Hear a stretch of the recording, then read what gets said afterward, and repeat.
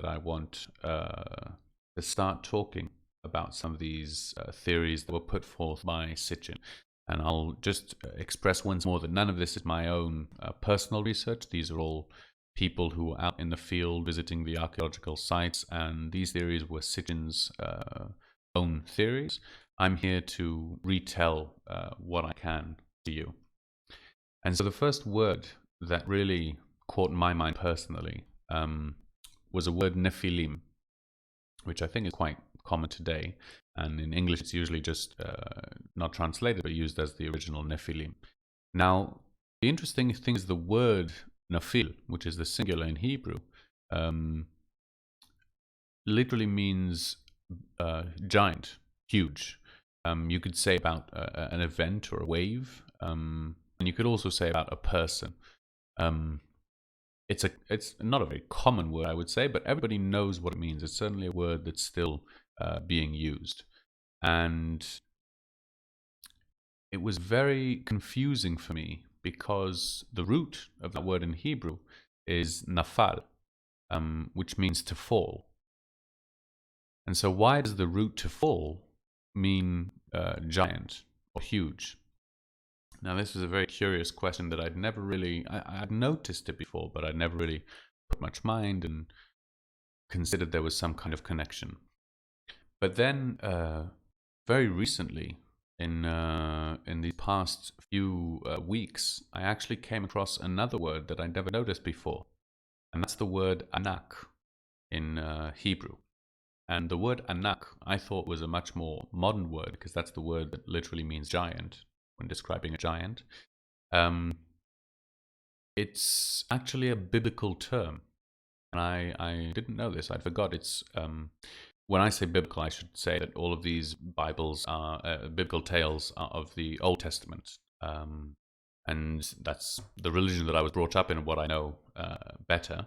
And so there's a time before the Israelites are entering Promised Land, where they send spies to Israel to check it first and see who's there, etc. And when they go, it's a very famous passage. They find that there are giants in the land. And when it uses the term giants, it's very clearly talking about people who are, or beings who are larger, and they say we were as grasshoppers in their eyes. But then they use this term, sons of giants, bnei anakim. And I'd never noticed that before. I read that passage a lot of times, but that word was suddenly taken from the word giants to be sort of a name, as it were, a name of a being, but sons of giants, a lineage. So these weren't giants themselves, but they had come from giants. That's what the Bible says. So that was a very curious discovery that I hadn't noticed. And all of these different terms lack a cohesive explanation.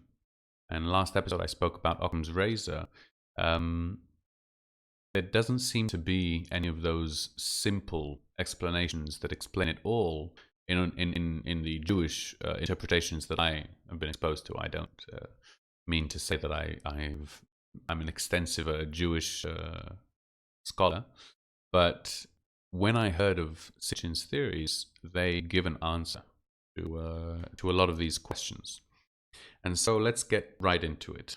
The term Nephilim and Nafal, as I think Patient Zero, said in chat, has two main interpretations that when I was researching this, I always like to check on Wikipedia as well to see what sort of the mainstream talks about it.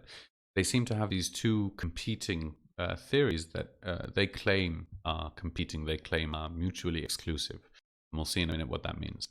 And so the one interpretation was indeed fallen angels, which means that these beings who from heaven, for some reason, fell to earth, and they're called Nephilim to commemorate that. And this theory sort of supposes a lot of the religious background around that story. And so when we think about this whole theory, I think it's very important to try and get the bigger picture that's not centered around one specific religion or one specific culture, but sees, as history goes, the larger picture. And indeed, most of these tales and a lot of the research that Sitchin does of later cultures, Babylonian and Assyrian, that were retelling earlier tales that were told by the Sumerians, and possibly even older than them, we'll see. But this theory of fallen angels is a very theological one. The other explanation that's given is that these beings were sort of came down from the sky. And so the Sumerian term for these Nephilim was, as was mentioned in chat, yeah, indeed, Annunaki. And the term Annunaki in Sumerian means sort of sky, or we'd say from sky, came to earth. In English, we have all of these little words in the middle, but Anu means sky, Na is came or from or to, and Ki is their term for earth, Anunnaki. And for the first time, I realized how close the term Anunnaki is to the Hebrew term Anaki. Anaki means either huge or gigantic, and Anak, that whole root which appears in the Bible, phonetically seems very, very close to the Sumerian term, and I'd obviously never noticed that before. So, what does this mean? Where does this leave us? If we look at the Sumerian culture and what they're talking about, they seem to be very clear. They obviously never mention aliens, and everything that they are talking about is told in their own language and in their own sort of worldview of the time. But nonetheless, if we translate that to today, they certainly tell of beings who came to Earth from the sky, as it were, or from outside of Earth. And by definition, that already means that we can sort of assume or tell that they're alien, because if they came from outside of here and they're not local, that's what Sumerian tales are telling us, then we can use the modern term alien for that. So, let's say that this is indeed a case, and thousands of years ago, aliens did visit the Earth. It's hard, I think, to try, but let us imagine, what would that leave us? What would that be like? How would we view the world? How would it transpire from there? And indeed, I think that if we look at the evidence and the history, we can see that these seemingly cultures that were very, very advanced, at least for their time, were springing up rather spontaneously. And sort of spontaneity and very, very rapid development is always a bit suspicious, because the natural systems are usually, for creation, very, very slow. For destruction, it can be very, very fast, but to create or to evolve takes a long, long time. And indeed, as we saw in the first episode, when we look at the human evolution and the spikes that have appeared in the evolve figure of man, we see that there's a very curious timeline that's unlike anything else that we see around. And so, what can we expect? What do we think could be the answer? When I heard of these theories, they were proposed, backed up by all of this evidence. And so, for anyone who wants, as I said, I implore you to go and read Sitchin's first book, The 12th Planet. It's I think it's even available on PDF, and it really contains a lot of this information already. But for me, I think it's more important, as I said, to tell the narrative. And so I'd like to tell you the narrative that Sitchin tells, based on his interpretations of the narrative that the Sumerians told, who might very well have told it from an earlier source, but nonetheless, due to all the translations, I'd like to start as further back as I think would be necessary to grasp the picture. Sorry, just before the question in chat, the 12th planet, yes, by many names, and especially today, different discoverers and different cultures have named it by different names.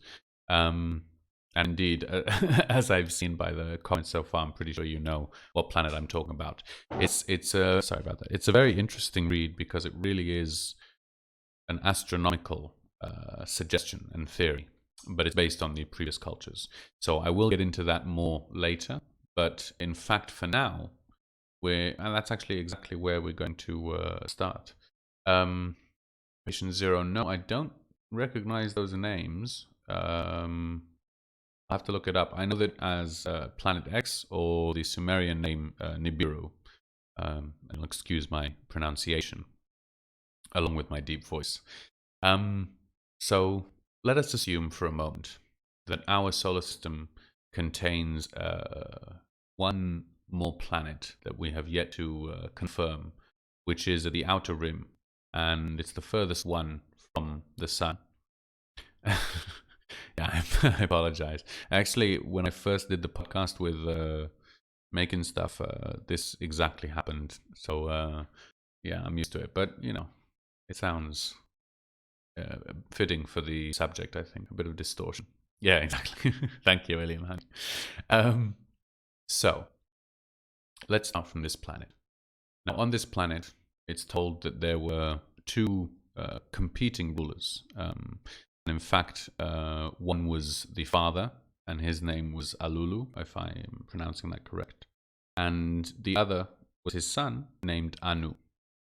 And in the beginning, Anu was serving Alulu, and over time, when he grew up, he tried to usurp and indeed was successful in taking the throne by force. And thereby, when he dethroned Alulu, he banished him from the planet. Now, at this time on this planet, there was a problem, a pretty big problem with the atmosphere. It was declining, and the scientists of the time had developed a way to fix the problem, but it required gold in a colloidal state, and this was what they figured was needed in order to rectify the situation. Now, when Alulu was banished, he remembered tales of the old cultures that spoke of a planet, a distant planet, that contained much gold in its veins, as was described.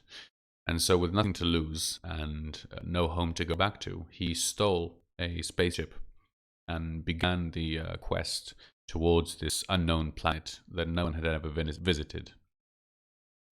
Now, the Sumerian descriptions are rather interesting because they do go into quite some detail as to the path that was taken, the adversities that he had to face, specifically mentioning the asteroid belt. And I won't go into all the details and all the verifying, but it's an interesting tale. And nonetheless, he arrives on this distant planet and he manages to communicate back and to tell the people on Nibiru that he has indeed found this planet, that there is gold, and that he is suggesting sort of to pardon him and to come and get the gold to fix the planet. And after much negotiations, that is indeed what they decide to do. And so they decide, because obviously there's a lot of suspicion if he's just making this up or it's a trap, to send a delegation, a small group of a commanding officer and some troops, as a first exploratory mission. And on this mission, these beings, I'm not sure what to call them, Annunaki, came through the same path and described the same way and landed on Earth and found this planet to be inhabited by animals and by plants, for the conditions to be suitable. And they basically started setting up the operations to mine the gold that they would then send back to Nibiru. Now, I'm going to skip ahead quite a few years because we're trying to get to the Sumerian culture after all this. And so, over time, they had brought obviously many helpers, but one of them was this subspecies, race of aliens who were called the Igigi. And they were tasked with the actual physical labor of mining the gold underground. And it's told that they would go underground for days and mine it, and that was basically their life. They were slaves. And over time, many years, they became tired of all of the work, and they decided to rebel. And so there was a mutiny. Now, if we look into the details just a little bit, we'll notice in a later book that Sitchin wrote called The Lost Book of Enki, he retells some of this and he adds some information, whether or not it's not as backed up by archaeological findings. I think it's more his interpretations and from what he believes, but I think it does help to understand the picture a little bit, and it certainly fits the narrative. And so what is underneath, or what's going on behind the scenes, is that the commanding officer at the time was named Enlil, and he was a man of war and of combat, and a fearsome ruler, as it was. If we would imagine the tales of the Eastern king being both a warrior and a sort of cruel but fair leader, that seems to be where the archetype stems from. And so Enlil had a brother who was slightly different and was more of the scientific mind, a sort of inventor, scientist, and we'll see how that plays in just a moment. Now, the two of these brothers were rivals. Enlil, who arrived to Earth first and was given the task of running the operations, was actually the younger, and his brother's name was Enki. Now, Enki, to some point, begrudged this fact and did want to rule himself. And as is often the case, it seems that each thought that they made the better ruler and they were more suitable for the job. So it turns out, it transpires that Enki had a lot to do with the mutiny of the Igigi. He sort of had come to them and started stoking the fire a little bit, talking about how can they do this and continue to work, and these conditions are not suitable. But this was unbeknownst to Enlil, and when they came to Enlil, Enki was around, and he called him, and Enki was sort of advising him. And Enlil was just about ready to start chopping off heads, quite literally. But Enki decided to take this opportunity. Now, how much of this was part of the plan, forethought, is not clear. But if we base it on what Sitchin says afterwards, it seems that this was the end plan of Enki with the mutiny to begin with. Was he suggested to Enlil that he would fashion a beast that could understand the commands of the Anunnaki and do the physical labor instead of the Igigi. And so this was the idea that was pitched, and Enki was a very successful scientist, so it was assumed that he knew what he was talking about. And Enlil agreed to allow his brother to take this opportunity. And here we come in the Sumerian tales, which were written on tablets, to a very interesting tale, because we actually have the story of the creation of man in the Old Testament, in the Bible, and we have an earlier record of the Babylonian version. But it was later discovered, this tablet, which contained the Sumerian version. And it's very curious that the Sumerian version is a combination of the Babylonian and the Jewish. And so these two seem to have branched off from the earlier tales and obviously rectified the gods' names, etc., etc. And so the Sumerian tale of the creation of man, when interpreted through modern eyes with modern terms, seems to be a tale that's very, very close to modern day science and genetics.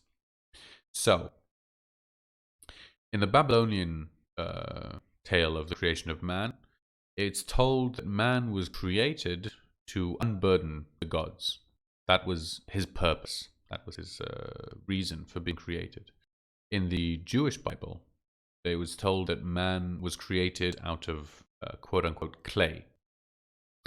And this term clay, even that translation is not exactly clear what the text means, and obviously most of the mystical interpretations are of sort of this ethereal substance, the force of life, etc. But it seems to be a combination of elements, one of them being this earth, dirt, clay element that appears in the Sumerian tale. And in the Sumerian tale, which I won't go into because it's very, very long, but the general outline is that there was, Enki had decided to search throughout the land for a suitable beast. And it is assumed in our terminology that the beasts that he had found were, well, in fact, what we would probably have found if we were doing the same, primates. And so he selected some of these primates. He actually took a few different animals, and it's not clear which exactly, but he took the seed of the primate and fertilized an Annunaki egg. And it's told that he put the egg inside of the matriarch of the Anunnaki, who was one of the major characters, and she gave birth to this creature. And it's told that the creature who was given birth to, there were actually 6 of them to begin with, were a combination of 2 creatures, a hybrid. And as is with hybrids, they could not reproduce. They lacked reproductive organs, working reproductive organs. And this was considered, it was actually after a few more failed attempts of, it seems told, quite hideous results. And this was considered successful enough to begin with. And so these beings were produced almost in an industrial sense.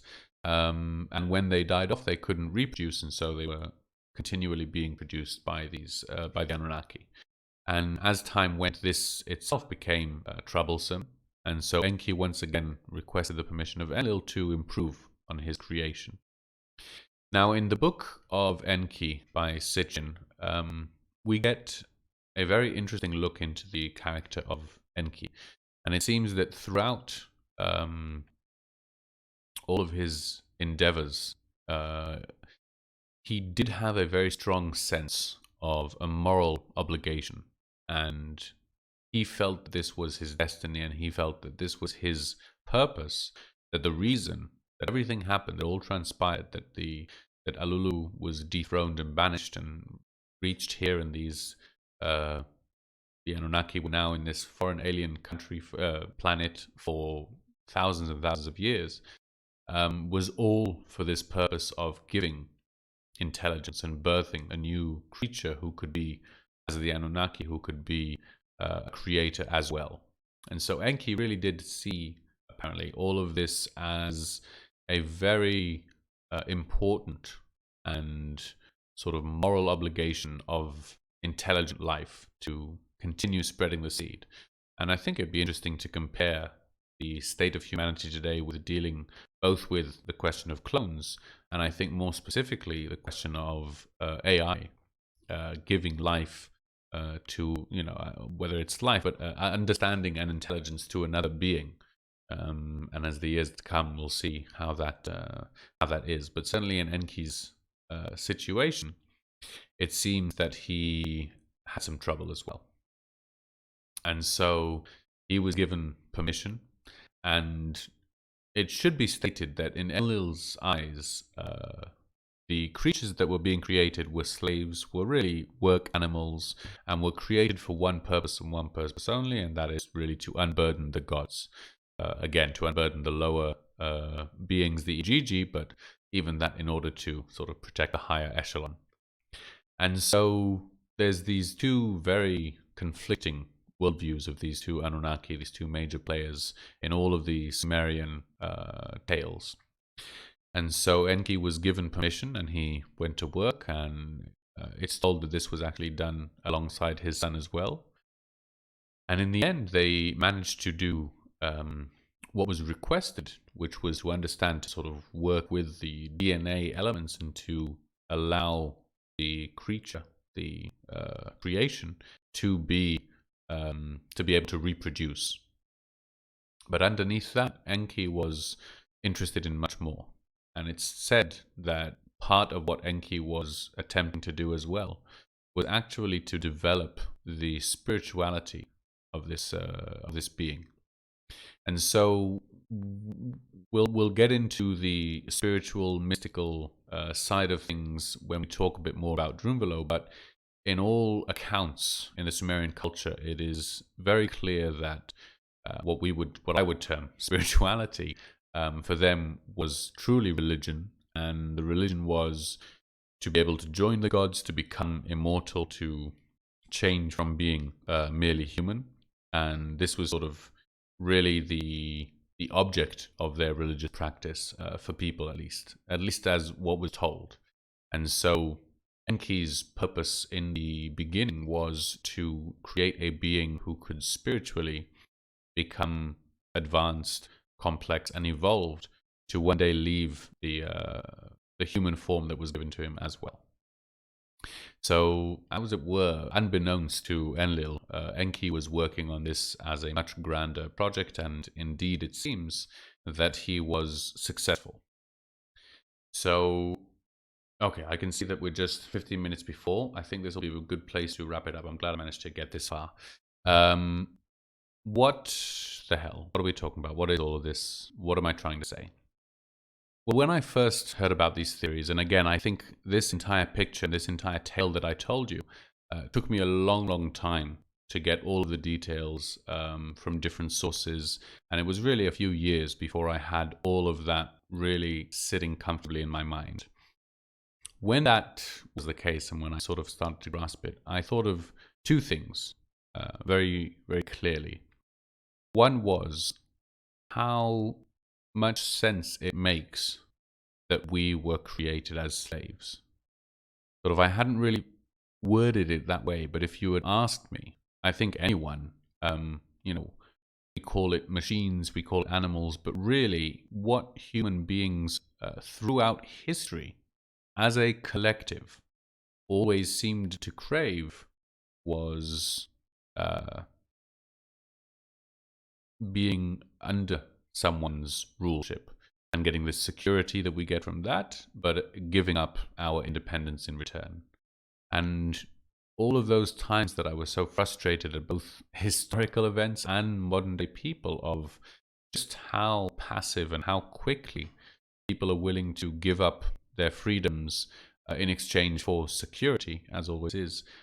Suddenly with this theory, it made so much sense that psychologically, archetypically, humanity has been born out of bondage and is still trying to deal with the psychological imprint of being a slave, whether it's to a religion, to an idea, to a god, to a king, to a warden, to police. Doesn't matter. We see this form of slavery and utter obedience and acceptance so much as ingrained in human psychology that even today, in the most modern, free worlds where we enjoy the utmost freedom that ever was, people are still cowering in their sort of little cell of what they're supposed to do. And it just made a lot of sense for me. So that's the depressing part of it, as it were. On the other hand, I think equally, if not more important, there is this sort of shift. And that made a lot of sense for me when animals were evolving and we see primates who obviously we share certain ancestry going down a very, very different path and being much more animalistic than humans. And humans have this animal tendency. Obviously, we're part animal. We can see that very clearly. And yet, it's very, very clear that we are so much more. And suddenly, this explanation, this story, this tale, this narrative that's told, whereby an animal was taken and genetically modified as unnaturally as can be, to be, however we want to see it, enhanced to be more than a mere animal, to be a spiritual, cognitive, sapient being, is something that I think is both sort of unbelievable and terrifying, exhilarating, something that's very, very hard to even conceive. But when I look at the evidence and when I look at our history, both recent and ancient, that seems to be abiding by Occam's razor. it seems to explain so much of why we are here. Why did human beings evolve? Why did no other animal evolve? Why are human beings so unique in so many ways? And why did we appear so quickly? So, wow, 11 minutes too. Okay, I think we're going to stop right there. I'm actually pretty pleased that we managed to make it. I would like to share with you very quickly before we go, because obviously I forgot all of this beforehand, but I'd like to share with you one quick quote from the Bible, which, if you're not big on the Old Testament, might not be as exciting for you. But for me, as someone who grew up on these texts as being, I mean, both what my parents are teaching and learning, and sort of everyone around me takes very, very seriously. When I read these words here, I'll post it now. It's just such an odd way to express yourself as, people back in that time, considering what we think about God. And so, along with the terms angel and demons, I actually didn't even mention this at all, but we talked about it before, about the words Elohim. Obviously, one of the words that were referred to in English translations was that these Anunnaki and these aliens were called gods. And I think at this point it's very clear to see why. If you see a being with superhuman powers come down from the sky, you would call it by that term. And in today's modern understanding, we can suddenly see a lot of that sort of, not misunderstanding, but simpler and less able to really understand and grasp the science behind, spaceship and space travel, etc. But seeing what they meant by the word gods was actually, advanced alien race, as we would call today. And in fact, I'm going to mention one very small tidbit, the few more minutes that I have, which is that there is an African tribe. I actually can't remember where in Africa they are right now. If Patient Zero, you've been amazing throughout this whole chat. Thank you so much for all the links. You're wonderful at running it. Could you very quickly post the Dogon tribe, Dogan, I believe, the Dogon tribe in Africa? They have a cave painting, painting on the wall of, well, it's very, sort of up to interpretation, and people didn't know what it was for a long time until we discovered, Dogon, yes, until we discovered Sirius, the twin star planets that is close to our solar system, that we are sort of revolving around.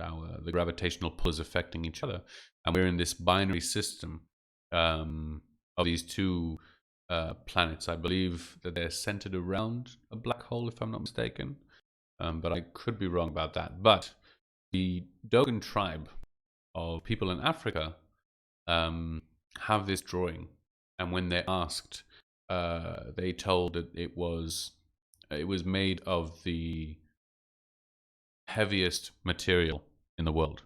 And when scientists were researching, they discovered that it was indeed, there was a white dwarf, which was until then invisible to science, until modern technology allowed them to observe it. And if you don't know, a white dwarf is the highest concentration of matter, so it is indeed the heaviest material. Now, why am I telling you all of this story? Why does it matter? These people in Africa don't have gunpowder. They certainly don't have spaceships or space travel. And that's not just to say, how did they get this information? But it seems that the information is more advanced than their understanding.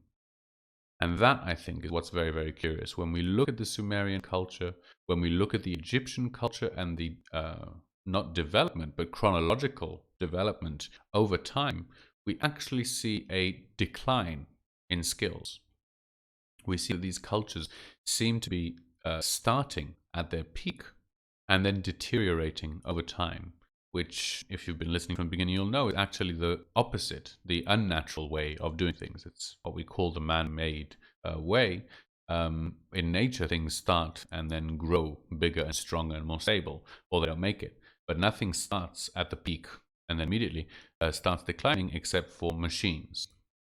And so it's very bizarre when you think about these truly ancient cultures who do seem to be very, um, less developed in terms of their understanding than us. And yet, despite that, we see time and time again that they seem to be keepers of information, of knowledge that is beyond their understanding, and that we are only now being able to really corroborate and discover. One of the very simple and important, I think, examples of this, and with this I'm really going to end, is the discovery of planets. And so when these tablets were found, that was actually before Uranus was found. Was it Pluto? I think Pluto. It was before Pluto was found. And so it's very difficult to understand ancient knowledge without a modern understanding of what it actually means. But when we look at these things today, and when we look through Sitchin's retelling of the narrative, when we start using terms like alien or spaceship or, weapons, nuclear weapons, or even terms like,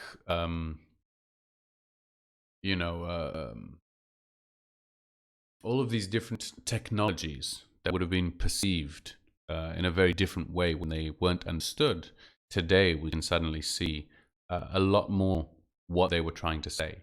And the example, I think, of the creation of man is one of the best examples of that, because until we started understanding genetic engineering and manipulating DNA and changing, the real code of life, it would be impossible to understand A, how you would create a being from two different species, and B, how you would tweak, problems. But nowadays, that's exactly what people are doing. And when we reread these ancient tales from a modern day perspective, they seem to take on an entirely different meaning than what was understood before now. Okay, so that's it from me, I think, for the episode. I have a few more minutes, so oh wow, I'm sorry, I I actually just went through chat, and I can see all of the things that I missed because I was looking at it through the OBS. So I apologize for that. Oh, Patient Zero, thank you so much for all of your links and helps.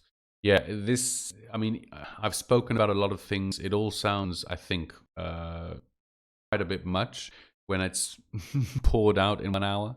But nonetheless, if any of these things interest you, if you didn't hear about them before or you don't know, I really, really would suggest you looking at further evidence and further research, because I'm trying to keep this as sort of story-based narrative as possible. Yeah, but all of this is actually a lot more backed up by science and data than I would have you believe, as it were. Let